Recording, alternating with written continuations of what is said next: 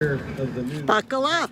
You're about to get into the fast lane with my daughter, Lindsay.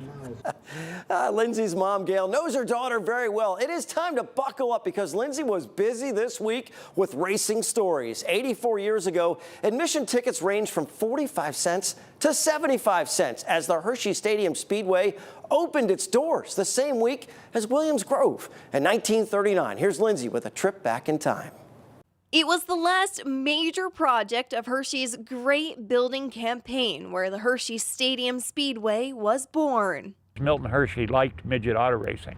He built this for two reasons: for sporting events and for auto racing. An amazing opening day turnout with a field of 28 midget cars. Former race promoter Sherman Red Cries raised the opening day purse to $15,000, a payout that would equal over $325,000 in today's day and age. The quarter-mile track was mostly home to midget racing, but there was a pause in the action in Chocolatetown. The Hershey Stadium had a 26-year hiatus at the dawn of World War II. Mr. Hershey used the speedway to house war workers.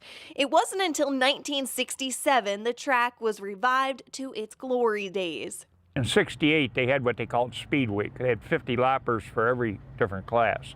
So we came down here and ran the modified and the sprint car class. Central PA legendary driver Lynn Paxton reminisces on the days stepping away from the dirt and racing on the paved oval. I enjoyed racing down here, and it was always fun. I didn't do anything that wasn't fun. We won here by doing that on the outside here. Although this picture is on dirt, that's how they drove the corners, by standing on two wheels. That's 55 years ago, you know, that I won here. So, and then of course Bobby Allen's a crew chief, you know, his son and his grandson. So I got a picture of Bobby and I running 1-2 here. So that's kicking the ball back pretty far.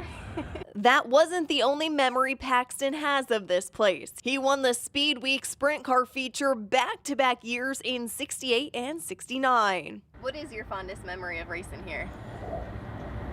Well, beating Feldy in the last lap of that 50-lapper. You know, I know it paid $1,000 to win and $500 for second. So Leroy made a $500 mistake right over there, and I got him. I never let him forget that. They have a picture of him and I coming through the corner, and I make sure that he signed second place and I signed first place, because I never let him forget that.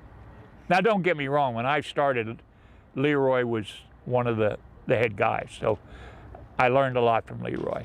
But then later on, he had to move over a little, such younger guns were coming through. Paxton won a regular weekly race and was leading the points when they stopped racing in 1969. They reopened for 2 more seasons before closing for good in 1983. You know, the place has not really changed. You look over and the old igloo's still there and everything up on the hill. That's an awesome story from Lindsay. Now, the stadium still goes back to its heyday every October for the AACA car show. And for the first time, the stadium hosts the Hershey Sprint Car Experience. We'll get to that after the break. Don't miss more of the fast lane with my daughter, Lindsay, when the frenzy returns.